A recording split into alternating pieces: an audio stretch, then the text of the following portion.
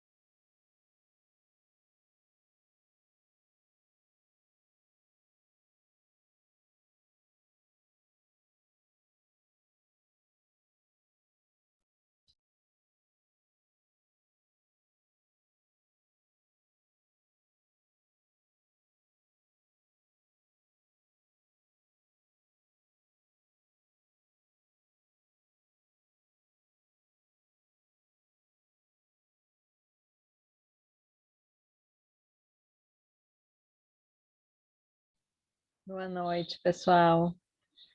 Boa noite. Tudo bem com Boa vocês? noite. Tudo. Como é que vocês estão? Como é que foi essa semana? Estou vendo que hoje a gente vê mais ou menos o volume, né? E o nível de cansaço de vocês, conforme a rapidez com que vocês vão entrando. Aí vão ficando mais cansados. Não, é 6h15, vou entrar 6h16, aí vai indo, né? Então eu vou vendo, né? Antes eu entrava 6h10, já tinha um monte de gente na sala de espera, agora 6h15, ainda tenho menos da metade. Como é que vocês estão? Muito cansados? Um A pouquinho. Pamela, assim. Muito cansada, Pamela? Sim. Quem estava trabalhando online e agora está presencial, está conseguindo entrar no horário? Eu tô fazendo estágio, eu saio às 5 horas, aí dá para entrar no horário, mas Consegue entrar. sim. Porque essa é outra questão, né? Porque às vezes a gente pensa, é super fácil, só que daí quando tu tá trabalhando, volta a trabalhar presencial, aí tu tem que sair, chegar a conectar, que às vezes demora um pouco mais até, né? Mas Porque eu não sei os outros colegas, mas eu tô louco para começar os estágios e ainda tô. É recém o terceiro mês. Mas o bom é que a psicologia ela começa não os estágios longos, mas ela começa as práticas bem cedo, né? Então, já no segundo, no terceiro semestre, vocês já têm alguma prática um pouco mais interativa, digamos assim, né? E depois no quarto semestre você já tem práticas bem boas, assim. Mas quantos anos tu tem, Felipe? 21. Tá, ainda é bem novo, tem bastante tempo para começar os estágios. Porque quem é mais novo tem quem entrou com 17, 18, aí tem uma questão importante também, que é como a gente chega nos estágios, né? Emocionalmente preparado, assim, que é um trabalho bem importante. Algumas faculdades, a gente diz assim, elas são muito difíceis de entrar, né? Daí, sendo muito difícil de entrar, tu vai fazendo com que as pessoas vão amadurecendo no meio do caminho. A psico ela não é tão difícil de entrar, mas ela é muito difícil de sair, por causa que tu tem um grande volume de trabalho e também um trabalho pessoal bem grande, né? Então, eu falo por experiência, sim, porque eu entrei com 17 anos recém-feitos na psico. Então, eu cheguei na metade do curso com 18 anos quase, né? No quarto semestre eu estava com 18 anos. Isso fez com que eu entrasse nos estágios da internação psiquiátrica, assim, muito cedo, muito cedo. Aí, claro que dá, né? A gente cresce, a gente amadurece, mas é um trabalho intenso que tu tem que fazer, né? Pessoal. Então, às vezes, a gente fica ansioso para começar, mas esse período até começar também é um período de amadurecimento bem importante, assim, para a gente chegar mais, um pouco mais preparado nos estágios. Claro que a gente sempre pode escolher, né? Mas eu penso que se a gente vai vivenciar a psicologia, é bom que a gente vivencie na totalidade, assim. Então, por exemplo, fazer a internação, eu escolhi fazer num lugar que era uma internação de pacientes agudos, né? Então, tu via, assim, bem a dificuldade e os problemas de saúde mental na sua máxima intensidade, o que também exige, né? Quando eu fui trabalhar com criança, mas não, vai para trabalhar com criança, vamos trabalhar em projeto social, vamos trabalhar com a vulnerabilidade para conseguir ver, né, na máxima intensidade. E aí é bom a gente ser um pouquinho mais velho, às vezes, né? Um pouquinho dessa vivência pessoal nos ajuda bastante, né? Mas quem está entrando mais cedo também não tem nenhum contraindicativo, né? Tem vários, eu e vários profs de vocês que entraram bem novos também, mas é pela ansiedade que a gente tem, né? Vocês vão ter bastante estágio, não se preocupem, vão ter bastante tempo para botar a mão na massa, né? E nas disciplinas que vocês estão agora, estão dando conta, como é que tá? Tem alguma coisa importante, assim, estão conseguindo se organizar? Sim, tá todo mundo Bastante hoje. trabalho, né? Bastante trabalho, né? Bastante trabalho, eu tenho a agenda do Zoom já. Sim, é bastante trabalho, né? É, Eu vou bastante fazer só trabalho. mais um em grupo com vocês, depois o outro vai ser um quiz mais individual para dar uma aliviada também, né? Mas não se preocupem que ele é um quiz, mas eu vou dar roteiro de estudo para vocês poderem saber o que vai cair, né? E tudo. Mas dar uma aliviada nos trabalhos em grupo, eu sei que é puxado, né? Na noite é particularmente puxado, porque a maioria de vocês tem outras atividades durante o dia, daí fica assim, que horas eu vou encontrar meu grupo, né? Isso que a gente tenta, assim, por outro lado, como a gente não tem a interação presencial, o trabalho em grupo, ele também é uma forma de vocês, pelo menos, trocarem um pouco, né? Para não fazerem uma faculdade de psicologia tão sozinhos, assim, né? Se sentindo tão sozinhos. Qualquer coisa que vocês tiverem a mais, assim, se vocês tiverem alguma questão importante, vocês vão conversando também, né? Vocês já fizeram a avaliação parcial das disciplinas? Eu fiz. Quem não fez ainda, entre no link, né? Faça a avaliação intermediária das disciplinas, que é bem importante, né? Não é assim, aqui na PUC a gente não usa para nada, a gente realmente usa, assim, a gente lê o que vocês falaram, a gente tenta ajustar várias coisas que vocês veem nas disciplinas, já são feitas pensando nesses ajustes.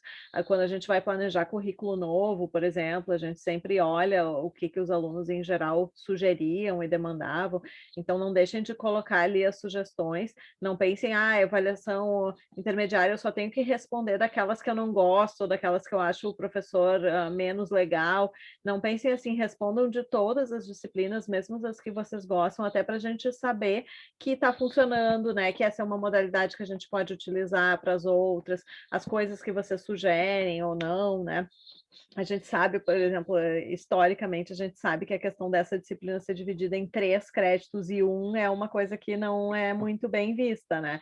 Que, em geral, os alunos dizem, eu queria que fosse 2 e 2, como as outras, né? Porque fica mais fácil, 2 horas de concentração direta é mais complicado. E é algo que a gente sabe, né? Só a gente não conseguiu fechar na carga horária ainda, mas, por exemplo, é algo que está na nossa cabeça. Assim que for possível, é algo que a gente vai dar uma mexida, né? Andressa, tu estava com a mão levantada, tinha uma pergunta? Sim, ontem eu estava passando por papel todas as avaliações, porque eu tenho medo de me perder um pouco. E aí eu vi das avaliações individuais que a gente tem ali e vai ser tipo o quiz daquele dia, daí a gente responde tudo ali na hora mesmo. Isso, daí quando for o quiz, que é só a última, tá? A próxima que a gente vai fazer, ela ainda é em grupo. Mas a última, ela é individual, daí eu vou deixar aberto durante um período de tempo, vou deixar um período grande, porque se alguém fica sem internet e tudo, né? Vou deixar de um dia para o outro. Aí vocês entram ali e fazem o quiz na hora. Ah, não, é que eu só fiquei com medo porque eu pensei que, tipo, ia ter, tipo, 1 hora só para fazer. Não, eu vou deixar aberto por causa da questão da internet, que daqui a pouco daí cai a internet de alguém, daí fica muito estressante, né? A pessoa ficar ali nervosa. Tá? Obrigada. Mas a prof não é tão longa, então tem um banco de questões e ele aleatoriamente vai sorteando as questões para vocês, tá? Tipo, não adianta o amigo de vocês estudar, fazer antes e daí depois anotar o gabarito e passar para Não, eu vocês. pensei mais na parte desse negócio de internet caindo sempre. Eu fiquei sim, com eu medo de me também. perder e não conseguir voltar, sabe? Não, eu também pensei isso. Eu vou formatar para caso vocês caiam, as respostas de vocês ficam salvas, tá? Que daí vocês não têm que desesperar, assim, tipo, a cair na metade. Ah, tá, a Giovana tá me dizendo que já tá aí. Giovana, deixa eu só te botar aqui o co-host, que daí eu já consigo te passar essa função. Então, o que a gente vai ver hoje? A gente viu na semana passada a primeira parte de emoção, com a definição de emoção e a parte das funções de cada uma das emoções, né? Que é uma parte que eu não sei se vocês gostaram, mas eu adoro, assim, eu acho muito interessante. Foi algo que abriu, assim, quando eu comecei a estudar isso, abriu um pouco desse conhecimento, e é algo que eu uso muito, e uso em consultório bastante, assim, eu uso com as crianças também. Essa semana ainda estava fazendo uma atividade com uma menininha de 6 anos, e com 2 emoções predominantemente ativas, né? O medo e a raiva, mas a raiva aparecia muito em situações de medo também. Então, a gente conversou muito e desenhou e tudo, por que o medo é importante, né? Por que faz sentido a gente sentir medo? Tá, mas porque aí às vezes as pessoas pensam assim, não, eu tô com medo. Não, então o medo não pode mais existir na minha vida. Eu tenho que, tipo, tirar o medo para fora. Ele nunca mais vai fazer parte do meu repertório de emoções, porque é que ele me faz mal. E daí eu estava conversando com essa menina e disse, não, a gente não vai tirar o medo completamente da nossa vida, né? O que vai acontecer se a gente não tiver medo de nada, né? Isso não vai ser legal. Mas o que a gente tem que fazer? O medo para cada coisa, ele tem que ser do tamanho, né? Do tamanho que aquela coisa tem. Então, o medo maior do que é a coisa faz com que a gente acabe não conseguindo fazer coisas legais por causa do nosso medo, né? Agora, tem coisas que a gente realmente vai ter medo, né? A gente vai num lugar alto, a gente não vai chegar perto da janela, porque aqui tem um risco que é um risco de verdade. Então, ir fazendo esses ajustes entre a emoção e o que faz, e ao mesmo tempo trazer para a criança e para o adulto também a função daquela emoção na nossa vida, né? Para que a pessoa não faça um esforço deliberado para tirar aquela emoção para todo sempre, né? E especialmente em relação às emoções negativas, né? Mas também, às vezes, algumas formas dos esquemas, como cada um vai se formando, faz com que a pessoa tenha muita dificuldade na experiência da emoção positiva. Não quer dizer que ela tenha muita emoção negativa elevada, mas ela pode ter dificuldade de experienciar a emoção positiva. Então, também isso, pensar que eu estar feliz é eu estar sorrindo todo o tempo, dando pulos de alegria a cada momento, né? A diferença entre essa emoção basal e a emoção como resposta a um evento ambiental é bem importante também na parte da psicoeducação que a gente faz sobre as emoções. Então, hoje, o que a gente vai ver são as teorias explicativas da emoção. São os autores que tentaram explicar como que a gente processa essa emoção. Então, é isso que a gente vai ter como objetivo na nossa aula de hoje. Então, são as teorias da emoção. Vocês vão ver que um pouquinho do que eu vou explicar das teorias da emoção, vocês já viram na definição de emoção, porque eu já fui trazendo um pouco, né, da definição e de como que isso é explicado, né? Um slide bem laranja, assim, para vocês fazerem de conta que está um dia ensolarado, bem animado. Então, a primeira teoria que a gente vai ver é a teoria do James Land, que talvez vocês lembrem, foi uma das primeiras definições de emoção, né? Em que ele vai postular que as emoções são uma resposta a padrões de resposta fisiológica. Então, o que o James Land dizia? Eu estou frente a uma determinada situação ambiental, o meu corpo vai produzir uma série de respostas fisiológicas como uma resposta a essa situação. Eu vou pegar esses sinais que o meu corpo dá e vou identificar como sendo a emoção A, B ou C, dependendo do padrão de resposta fisiológica que tiver sido ativado no meu corpo. Então, imaginem aqui, eu tenho uma situação de medo.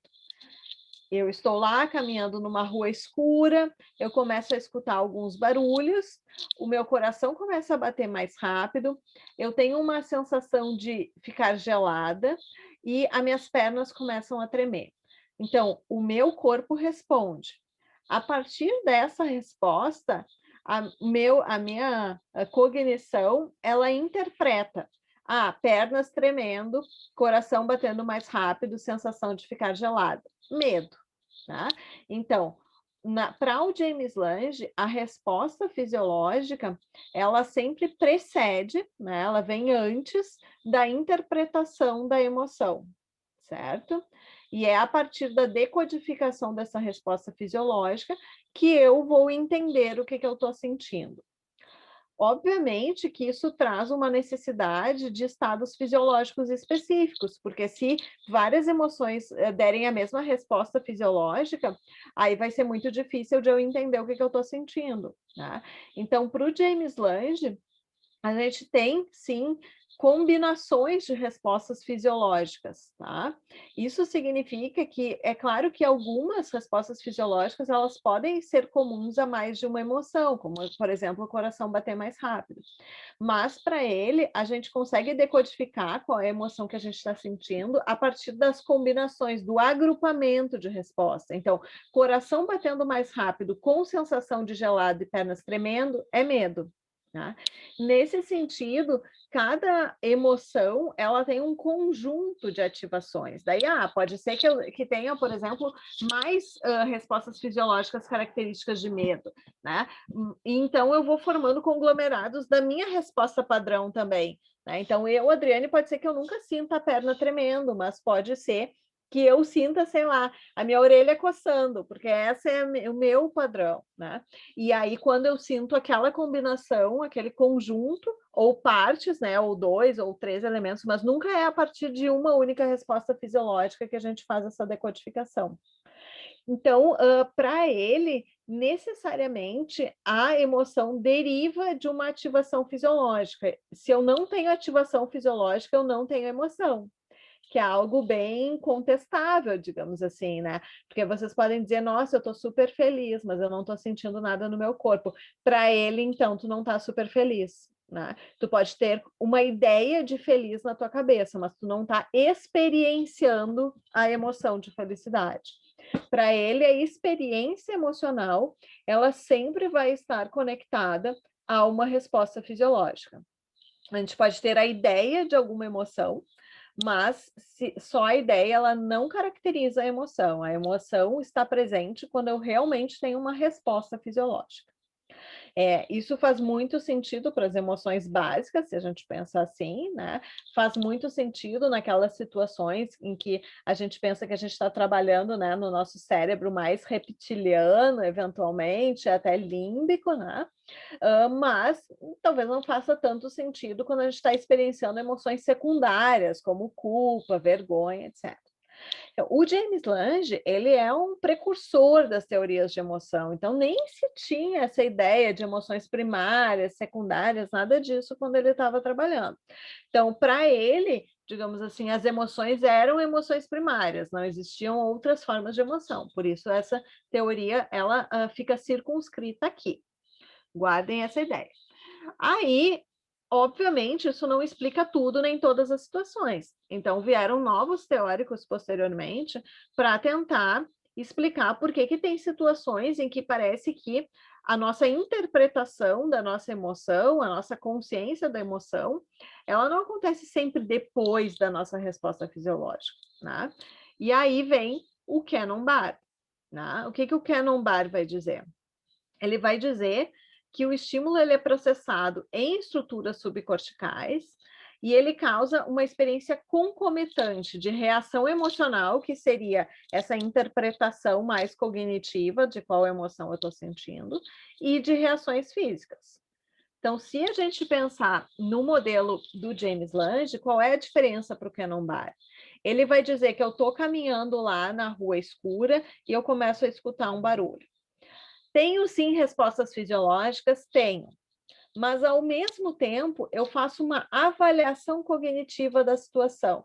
Isso é algo que se passa em frações de segundos, assim, não é algo que a gente agora vou fazer uma avaliação cognitiva da situação, não.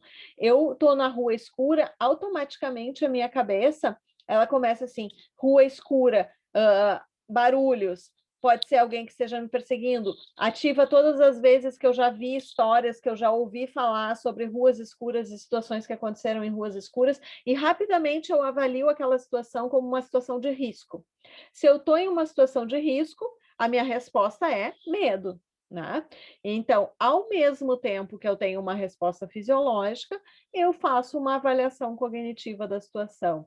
E a combinação desses dois elementos fazem com que eu interprete aquilo que eu estou sentindo como medo.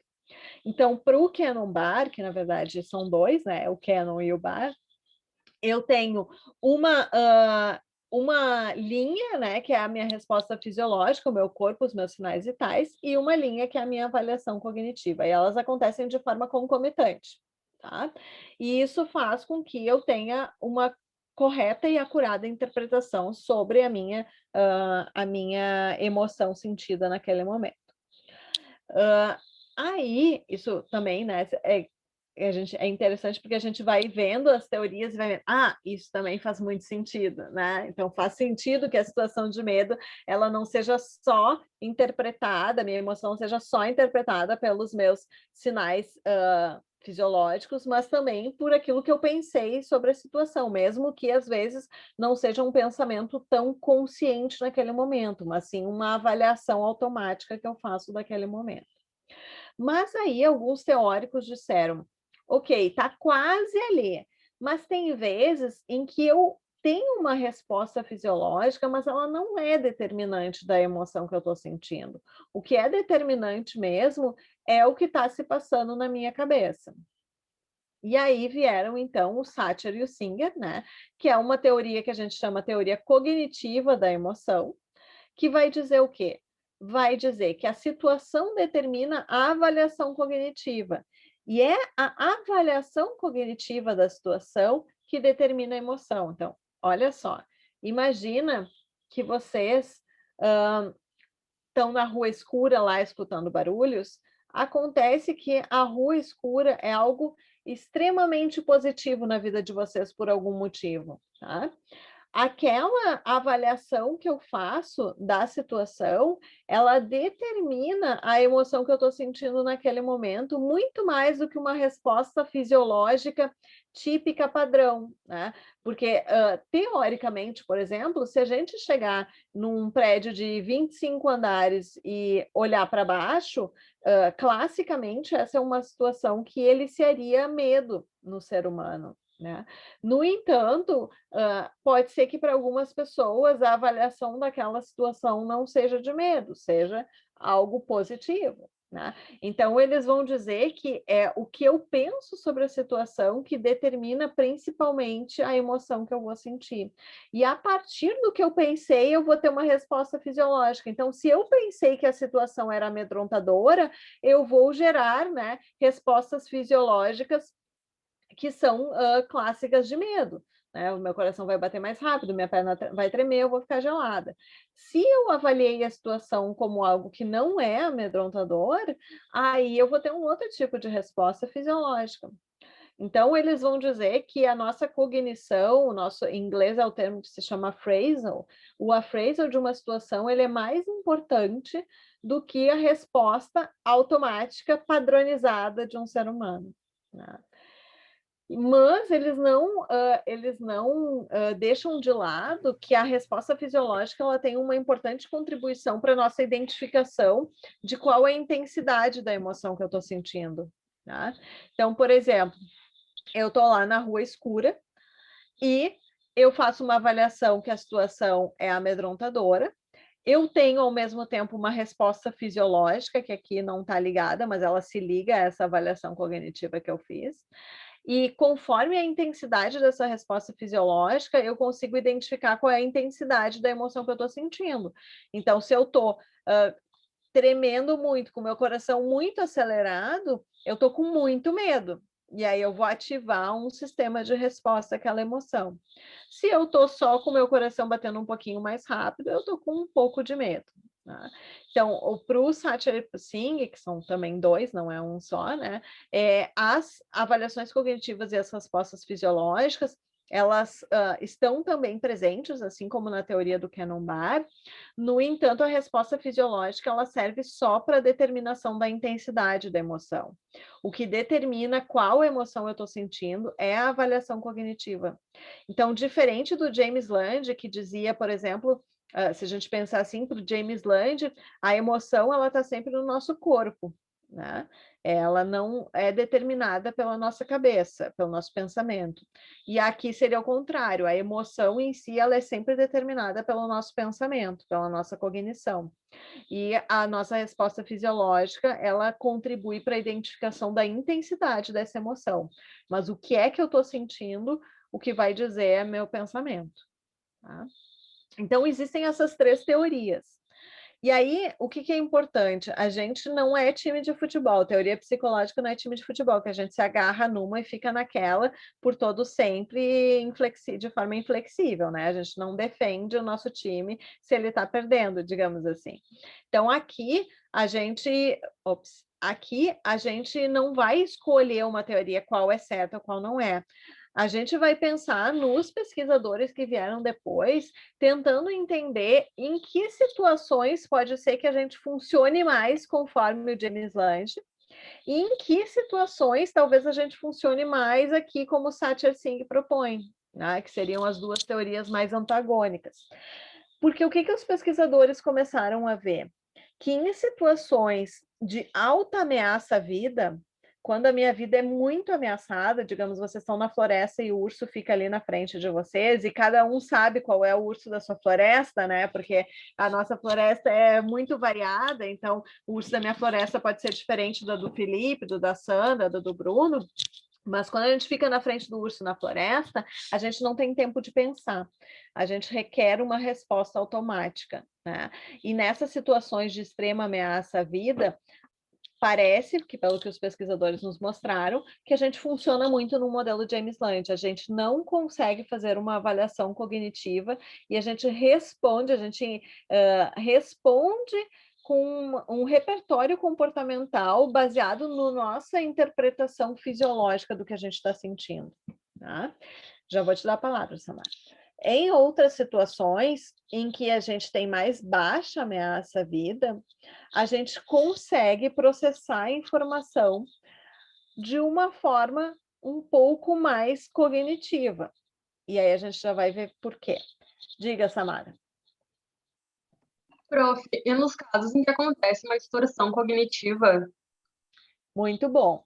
Então, quando acontece uma distorção cognitiva e eu avalio a situação de uma forma que não é acurada, por exemplo, eu acho que tem um urso na floresta, mas na verdade era um boneco de neve, sei lá, eu vou responder conforme a minha avaliação da situação, e isso é causa de vários transtornos psicológicos, digamos assim, né? Causa e mecanismo mantenedor. Então, por exemplo, na ansiedade, uma das características da ansiedade é uma dificuldade de avaliar situações ameaçadoras, né? No caso, eu avalio as situações como mais ameaçadoras do que elas efetivamente são. Isso faz com que eu tenha uma resposta fisiológica, né, muito mais ativada para determinadas situações, e eu também ative todo o meu repertório comportamental. Então, vamos supor que eu avalio estar não é muito bom para esse momento, porque todo mundo está com um pouco de ansiedade social, mas vamos dizer que a gente avalia. Vou dar um exemplo da pacientezinha. Ela foi na pracinha, os pais dela levaram ela na pracinha, ela viu uma criança sem máscara. Aí ela saiu correndo desesperada, tentando se esconder e dizendo que ela ia pegar a Covid porque tinha uma criança sem máscara na pracinha. Tá? Então, ela fez uma avaliação cognitiva de uma situação como muito mais ameaçadora do que aquela situação realmente era. né? Considerando que ela estava numa pracinha aberta, a criança estava brincando, etc. Então, o risco dela ali era bem mais baixo do que ela conseguiu avaliar. A resposta, a identificação da emoção dela foi de medo, né? Porque ela respondeu fisiologicamente e a avaliação cognitiva dela foi de que a situação era ameaçadora, e ela teve uma ação que foi se esconder, começar a gritar, ela quase teve uma crise de pânico naquele momento. Uma criança bem pequena, menor de 7 anos. Então, a avaliação cognitiva que a gente faz da situação, ela faz com que a gente ative também o repertório comportamental. Então, obviamente, né, eu sou um pouquinho enviesada, embora a gente não deva usar time de futebol, eu sou um pouco enviesada, porque eu trabalho num modelo cognitivo. Então, para mim, é bastante claro que a avaliação que ela fez da situação foi determinante para a intensidade emocional. Agora, a gente não vai ignorar, como eu não ignoro, que James Lange estava certo em muitos momentos. Porque na hora em que ela não consegue pensar sobre a situação, ela pode usar isso e seguir neste padrão em outras situações sociais. Então, o que a gente vai fazer? Primeira coisa, vamos ter que ajudar ela a modular a resposta fisiológica dela. Então, ensinar técnicas de relaxamento, por exemplo, como que o nosso corpinho vai fazer quando a gente estiver numa situação de medo. Aí faz vários tipos de brincadeira, né? Eu faço espaguete mole, espaguete na panela, né? Espaguete cru, espaguete cozido, que faz técnicas de relaxamento e contração muscular para que a criança aprenda esse domínio de quando ela está muito contraída, ela tentar relaxar para a avaliação dela sobre o que ela está sentindo, né, não parta do princípio de que se ela está contraída, ela está morrendo de medo, né? Experiencie essas contrações também em outros momentos. A própria avaliação, né, ajuste da distorção cognitiva sobre a situação, que às vezes com crianças pequenas é difícil, mas a gente tenta, a gente se esforça o máximo possível, né? E o próprio repertório comportamental, mesmo que eu esteja numa situação de medo, quais são as minhas possíveis respostas naquilo ali? Então, a nossa distorção, ela é crucial na forma como a gente vai responder, né? E aí, o trabalho sobre a distorção, ele pode começar, vocês vão entender depois em clínica cognitiva, que tem uma tríade cognitiva, que é pensamento, comportamento e emoção, né? A gente pode intervir em qualquer uma das pontas da tríade que a gente consegue modificar a forma como o sistema está operando, né? Então, se eu mudo o pensamento, ou se eu mudo a resposta fisiológica, ou se eu mudo o próprio comportamento.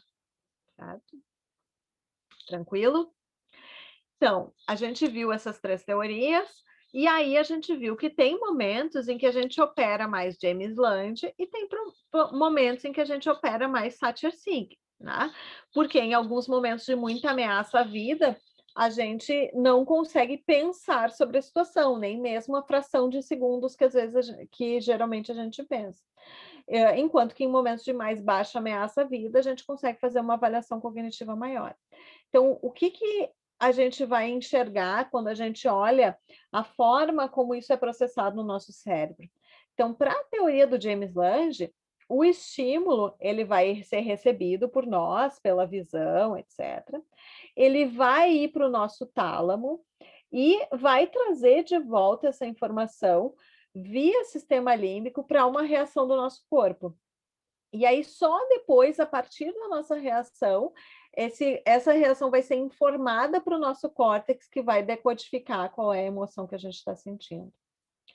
Já para a teoria do Cannon-Barr, o estímulo vai chegar e, ao mesmo tempo, ele é levado para o córtex e levado via sistema límbico para o nosso corpo. Né? E aí ele vai, ao mesmo tempo, receber uma interpretação cognitiva e uma resposta fisiológica.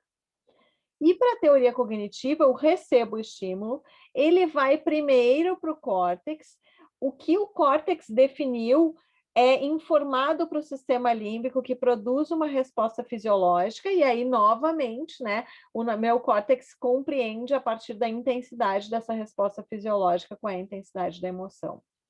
O que acontece, eu vou explicar aqui, depois passar ali, o que acontece é que a rota do tálamo para a reação corporal via sistema límbico, ela é muito mais rápida. Tá? Imaginem que ela é uma via que o limite de velocidade é 300 mil quilômetros por hora. Enquanto que a rota do tálamo para o córtex, ela é uma via mais lenta. Por isso, em situações que a gente está em ameaça à vida, aqui, essa partezinha, olhando aqui na teoria cognitiva, essa partezinha que vai do tálamo para o corpo, ela caminha muito rápido e não dá tempo suficiente para eu ter essa resposta do córtex. No entanto, em situações em que não existe tanta ameaça à vida, essas vias aqui, elas caminham um pouquinho mais na mesma velocidade. Pelo menos porque não é necessária. Por que isso acontece? Porque quando eu tenho uma ameaça à vida, eu preciso agir muito rapidamente, porque a minha vida está ameaçada. Então, não dá tempo de eu ficar filosofando, avaliando a situação. Eu preciso ter uma resposta muito rápida.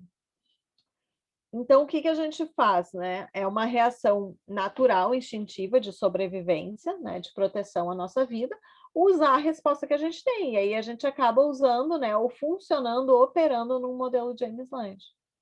Então, é isso que esse próximo slide mostra para vocês, que existe uma via rápida e uma via lenta de processamento de emoções, né? A gente fala via rápida e via lenta, mas na realidade são duas vias super rápidas, né? Essa aqui é uma muitíssimo rápida e outra demora um pouquinho mais. Alguns podem dizer, não, a minha via do córtex é realmente muito lenta, eu tenho que pensar uma semana sobre a situação para conseguir, né, efetivamente decodificar o que eu estou sentindo sobre ela, né? Então, o tálamo pega a informação sensorial, né, e manda para a amígdala para avaliação de ações rápidas. E também manda para as áreas corticais para um processamento de percepção consciente. Então, essa via rápida, ela é chamada, às vezes, via desonesta. Por que ela é uma via desonesta? Porque ela não leva em consideração a especificidade do contexto, né? Por exemplo, né, vocês entendem que cobra é um animal que ameaça a vida de vocês. A via rápida de vocês, ela não para olhar se a cobra é de uma cor que vocês já viram num documentário que ele dizia que aquela cobra não era ameaçadora, né? A via rápida de vocês diz simplesmente sai de perto da cobra, né? Então, a via lenta, ela é uma via muito mais precisa. Vocês vão olhar a cobra, vocês vão pensar qual é o tamanho dela, qual é a cor dela, onde é que ela está, e aí vocês vão tomar uma decisão muito mais apropriada ao contexto.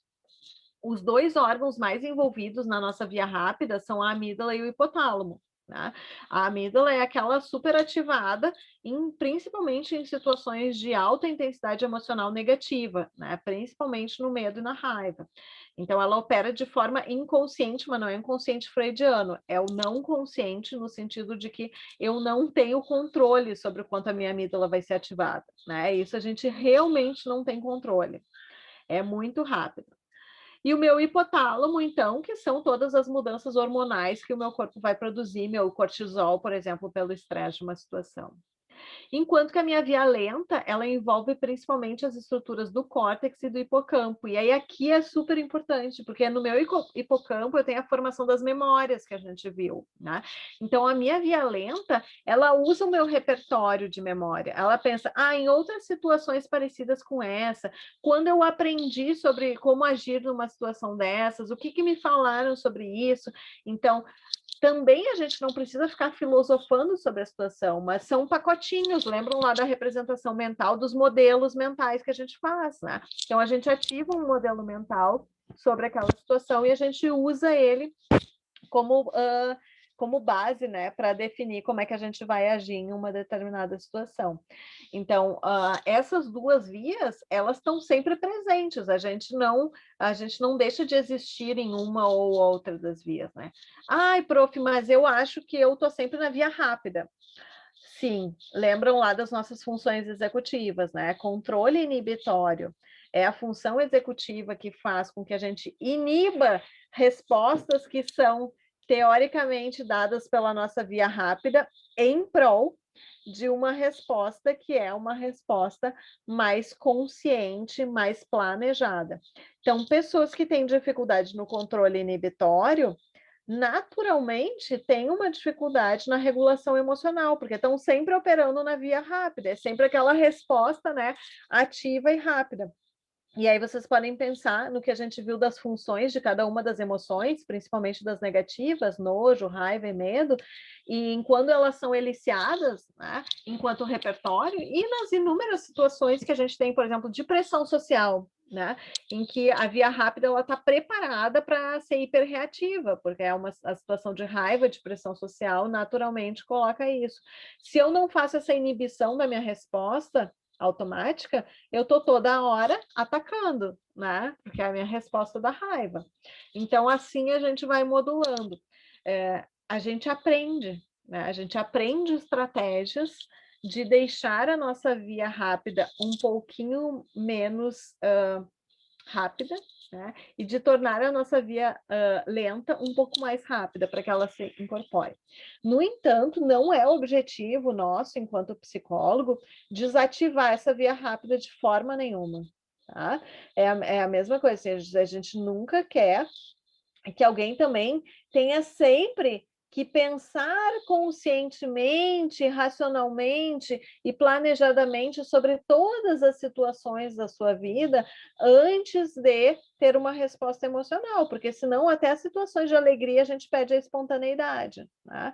Mas a gente sempre faz uma avaliação de o quão adaptado está esse funcionamento dessa via rápida.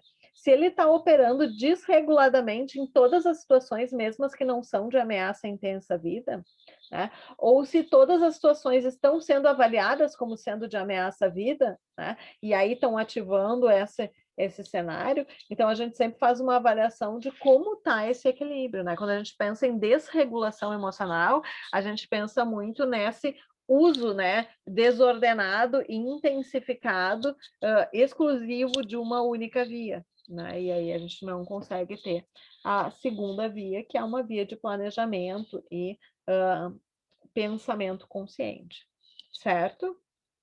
Dessa parte até aqui, tranquilo? Sim. Então, depois que a gente entendeu o que os teóricos pensaram sobre essas emoções e como elas são processadas, um outro passo natural para a gente pensar é quando que elas acontecem, né? Quando é que a primeira emoção aparece na nossa vida? Quando é que vocês acham que vocês sentiram a primeira emoção na vida de vocês? Quando a gente nasce? Não. Quando a gente nasce? O que vocês acham que a gente sente quando a gente nasce? A gente sentiu nascendo o quê? Medo. Medo, será? Porque tudo novo, né? Uma Tem um monte de gente sensação pegando, diferente, sei lá. né? Dor, a Isadora falou aqui. Boa. Então, a gente não sabe o que a gente nasce sentindo, porque a gente não tem palavras para descrever. Mas a gente sabe que a gente nasce sentindo alguma ativação. Muitos pesquisadores hipotetizam que seja dor pela sensação do ar entrando, né, pela primeira vez nos nossos pulmões. Isso parece ser confirmado pelo fato dos bebês que nascem na água não terem esse choro tão intenso, né? É certo que a gente nasce sentindo alguma ativação.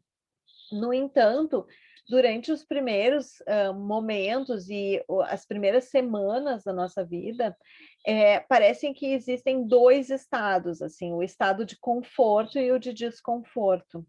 O estado de desconforto, ele é um estado ainda indiscriminado. Ele não diferencia se o desconforto ele se associa mais a medo, mais a raiva, mais a tristeza, né? Ele não é direcionado ainda a nenhum objeto externo, né? E sim uma sensação fisiológica de não estou me sentindo bem naquele momento. À medida em que o bebezinho vai se desenvolvendo, e principalmente depois de 8 semanas de vida, essas emoções elas começam a se discriminar um pouquinho mais. E a gente começa a perceber com mais clareza quando o bebê está brabo, por exemplo. Né? Aí com 8 semanas a gente já consegue ver, ele está brabo, ele já faz uma carinha de brabo, ele já faz uma carinha de triste. né? Ele ainda não faz tão bem uma carinha de medo, mas a gente também já identifica, dependendo se é um bebê mais reativo, se um som muito alto, por exemplo, ou se uma luz muito forte, ele já pode fazer uma expressão que é mais parecida com medo.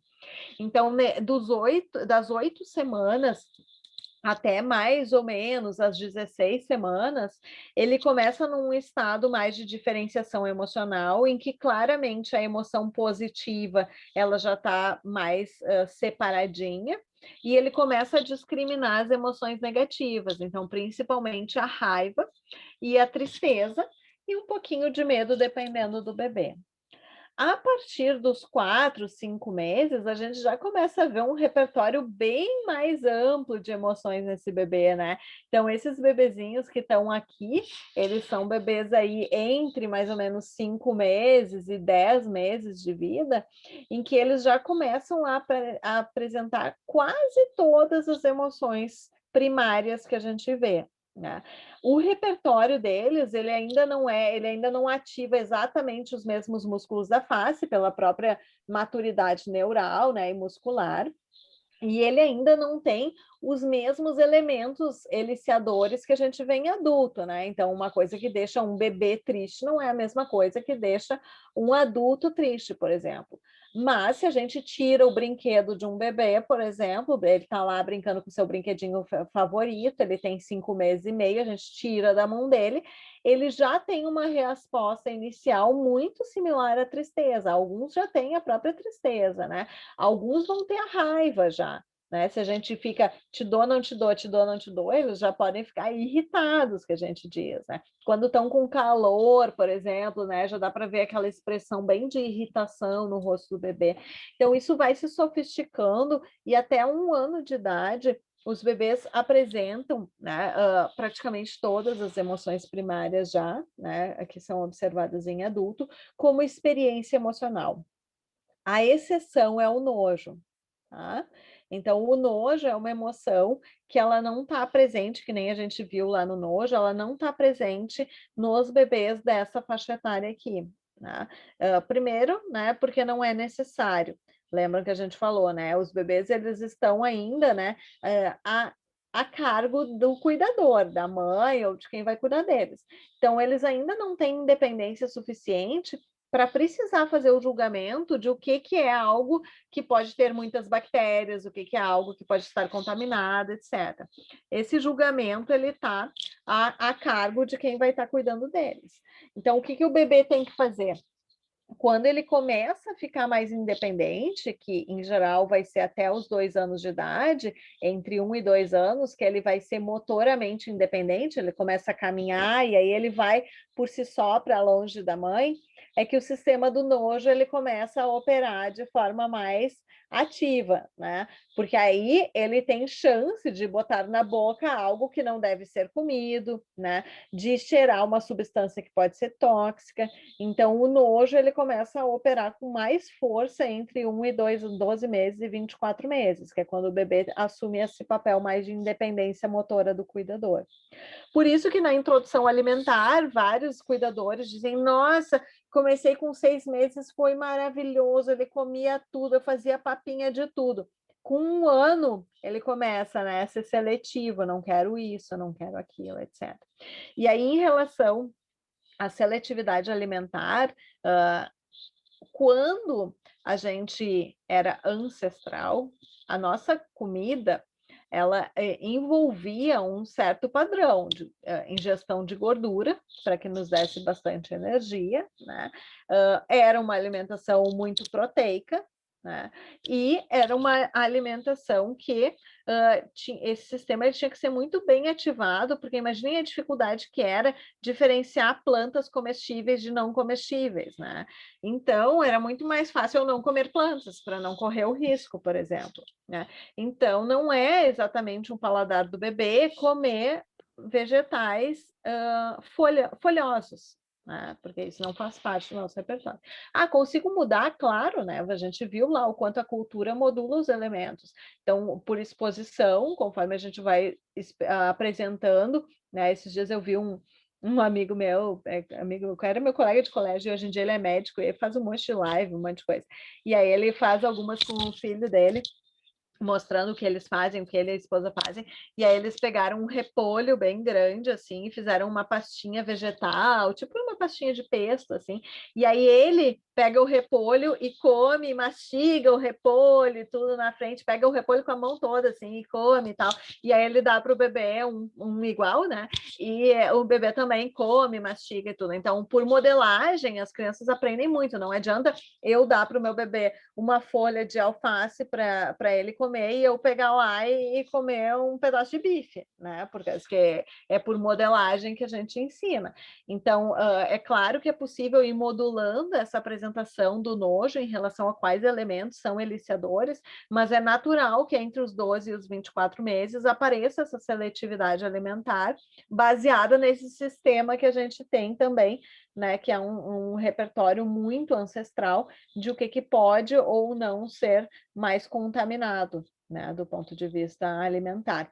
É também nessa idade que eles vão começar a parar de comer terra, que eles vão parar de botar a mão no bumbum quando está com cocô e tentar botar na boca, né? É nessa idade em que a gente começa a perceber, né, de uma forma instintiva que algumas coisas não são para serem tocadas, né? E é um sistema bastante importante.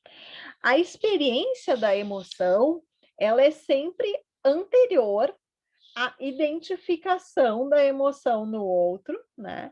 E à compreensão cognitiva de o que é aquela emoção. Então, eu sinto tristeza, né? Eu sinto raiva, mas eu não sei o nome disso, né? Eu também não consigo identificar que o outro está sentindo a mesma coisa que eu estou sentindo. Esse é um processo gradual que vai se estabelecendo por imitação e identificação e por aquisição linguística, né?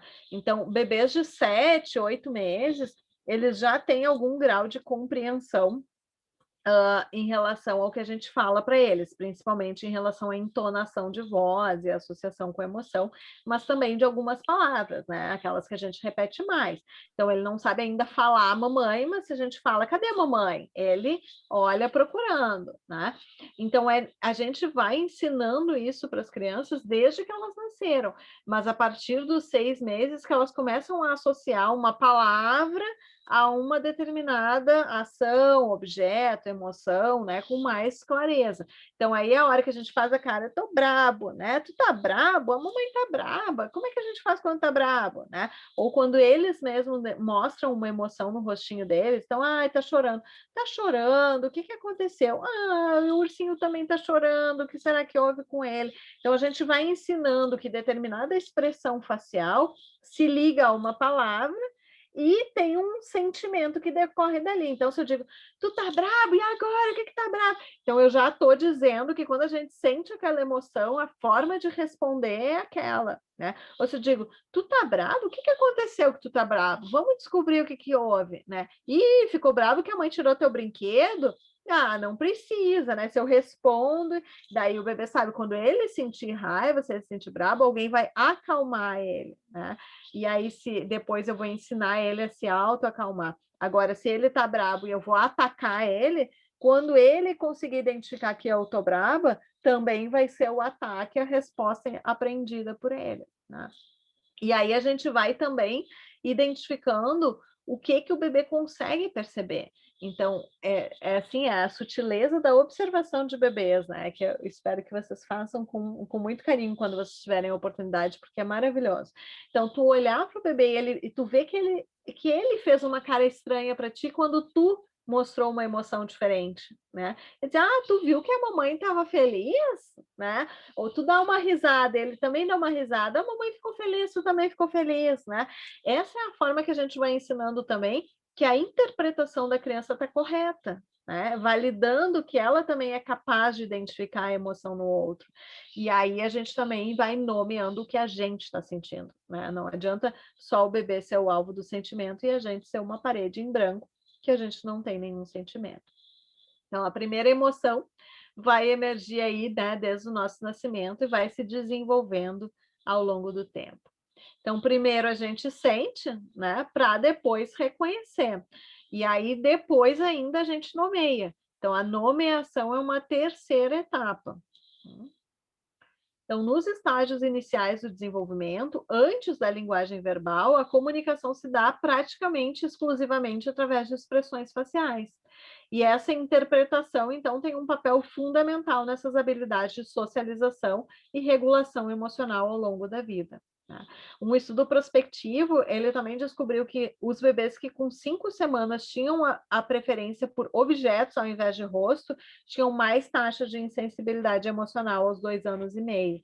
Então, a gente nasce, enquanto humano, preparado e planejado para ter uma preferência por rostos humanos. Isso vem no nosso prompt, vem no nosso repertório. E a ideia básica é que a gente tem isso porque a identificação de emoções, ela foi fundamental para a nossa sobrevivência, né? Para a nossa capacidade de sobreviver em grupo. E na interação mãe-bebê, o apego, né, que vocês devem estar vendo lá em Psicologia do Desenvolvimento, o apego é fonte fundamental para a sobrevivência. Eu preciso sentir, enquanto cuidador, que a vida daquela criança é mais importante até do que a minha, para que numa etapa de escassez de recursos eu aloque mais recursos para ela.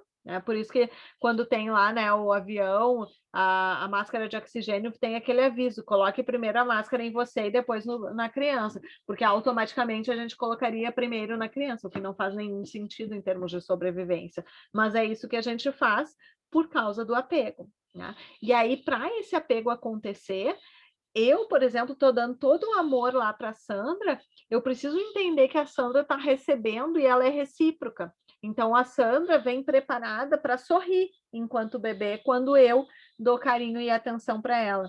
Para sorrir mais ainda se eu sair e voltei, porque daí ela me mostra o quanto eu sou necessária para a sobrevivência dela. E todo esse repertório, então, facial, de expressões faciais, ele vem planejado. Bebês que não têm essa preferência por rostos, mostram uma dificuldade muito primitiva nessa linha de processamento. Tá? Então, que tipo de bebê geralmente tem isso?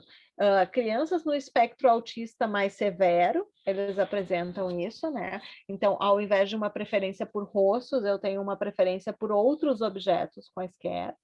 E algumas crianças que depois vão mostrar os traços que a gente chama callous unemotional, que são traços de frieza emocional, que são traços que se associam ao comportamento de desvio de conduta do tipo mais psicopatia na idade adulta. Né?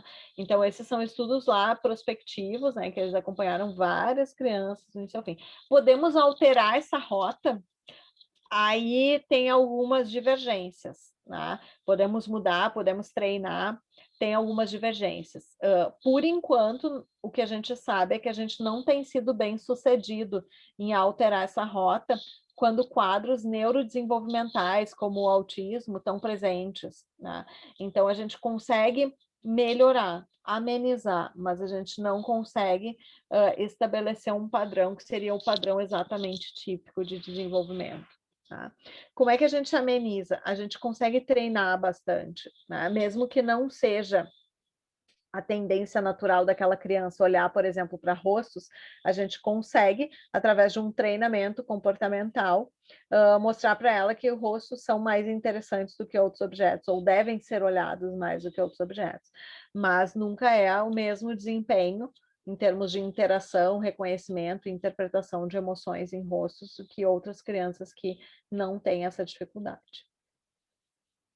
Então, as pesquisas anteriores mostraram que o reconhecimento de expressões de rosto, ele segue um caminho de desenvolvimento lento, né, que acompanha a aprendizagem social e a maturação, e que integra várias áreas do funcionamento cerebral, né. Então, obviamente, para a gente interpretar emoções, a gente usa a memória, a gente usa a atenção, né. Déficit de atenção, por exemplo, é um quadro em que muitas vezes eu tenho erros de identificação de emoções dos outros, mas não é nada parecido com o autismo ou com a questão mais da insensibilidade emocional. É simplesmente porque eu não prestei atenção na área do rosto necessária para aquela identificação de emoção, né? E aí, quando eu melhoro o funcionamento atencional, eu naturalmente consigo melhorar esse desempenho. E aí, para compreensão e identificação, então, de emoções, o que os estudos nos mostram aí? Eles mostram que aos 6 anos as crianças reconhecem alegria em todas as intensidades. O que é a intensidade de uma emoção? A quantidade de músculos do meu rosto que são ativados quando eu estou sentindo aquela emoção.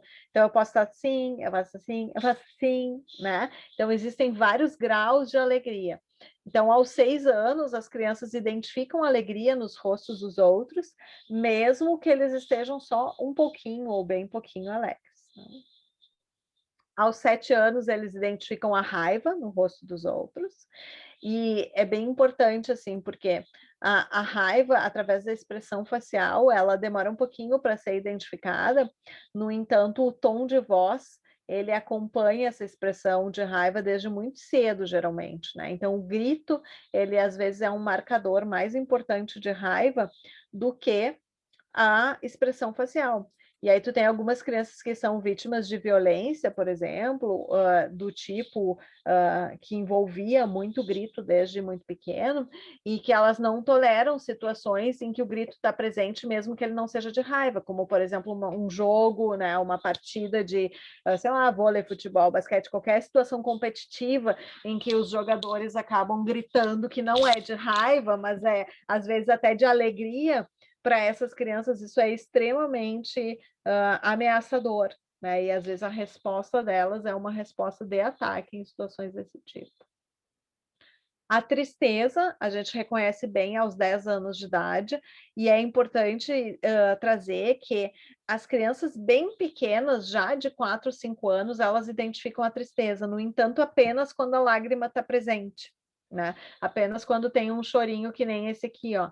Então, se vocês fizerem uma observação empírica, assim, os pequenininhos de 4 anos, por exemplo, 3 anos, eles dizem assim, tá triste porque tá chorando, né? Então, para eles, o marcador de tristeza é o choro, é a lágrima. Enquanto que os mais velhos já conseguem identificar que um rosto como esse aqui, por exemplo, é um rosto triste, mesmo que não esteja chorando. Tranquila essa parte aqui de desenvolvimento? Sim? Vocês estão bem quietinhos, eu tô meio que falando. Tá indo bem? Ótima aula, prof. Tá, me avisem se tiver Eu muito tenho claro, uma dúvida. Diga. As emoções, elas não acontecem antes do nascimento? Boa pergunta. Então, respostas de conforto e desconforto, elas parecem acontecer já intrauterinamente, tá? No sentido de, a mãe comeu determinada comida, né? E o bebê sentiu toda aquela ativação e aquela ativação foi confortável ou não foi confortável. Então, o bebê já parece apresentar estados de contentamento e estados de agitação ou descontentamento. As emoções, nas expressões faciais, eles identificam que o bebê treina muito dessas expressões, no sentido de que a gente consegue ver nas ecos 3D, uma série de expressões faciais do bebê que parecem imitar expressões de alegria, de tristeza e tudo. Mas o que eles hipotetizam é que é só um treino dos músculos que vão ser ativados, né? Assim como o bebê chuta, treinando os músculos que ele vai utilizar para caminhar depois, ele treina esses músculos da face, porque elas parecem ser expressões que aparecem de forma mais aleatória, em diferentes estados, independentemente da condição intrauterina. A gente sabe que não tem uma resposta que isso várias mães me perguntam. Não existe um correlato entre o que a mãe pensa e o que o bebê sente. Tá? Isso é muito importante. Não existe um correlato entre o que a mãe pensa. Muitas mães se sentem culpadas, né? Eu pensei um dia que eu não queria estar grávida. Eu acho que é por isso que ele nasceu ansioso. Né? O pensamento, o conteúdo do pensamento, ele não se associa a uma emoção experienciada pelo bebê. No entanto, dependendo do conteúdo do teu pensamento, tu pode ter ativado muito a tua resposta de estresse. E aí tu liberou muito cortisol, por exemplo. E aí o teu bebê recebe, sim, o cortisol. Ele recebe o estresse, digamos assim, fisiológico. E ele pode ficar mais agitado, sim. Mas não é pelo conteúdo do que tu pensou. é pela sensação de estresse que tu teve decorrente daquele conteúdo que estava na tua cabeça.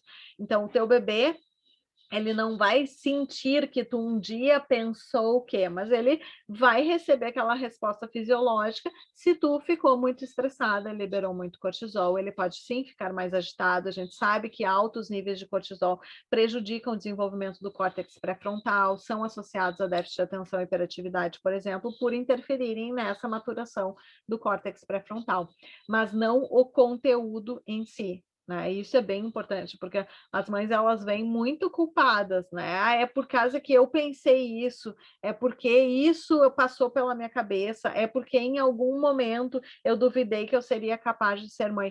Não, né? É claro que quando a gente duvida muito, quando a gente questiona e tudo, isso pode interferir na nossa relação pós o bebê ter nascido, né? Nos primeiros momentos de formação do apego. Mas conteúdos não são percebidos pela criança, ela não tem conhecimento, né, de que algo passou pela cabeça da mãe. O que mais? Alguém tinha perguntado alguma outra coisa? Não? Eu tenho uma dúvida.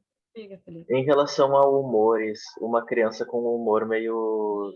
Não sei se existe, tipo. Existe humor e emoção em criança já. Bem boa pergunta, Felipe. Então, a gente já nasce, é difícil isso, né? Aceita o problema da aceitação de cada um. A gente já nasce com uma tendência, tá? Uma tendência a ser mais reativo ou menos reativo. Então, tem bebês que pode estar caindo o mundo, tu pode botar uma lanterna na carinha deles, tu pode deixar cair uma panela do lado deles, e eles estão lá tranquilo e sereno. Eles têm um grau de baixa reatividade.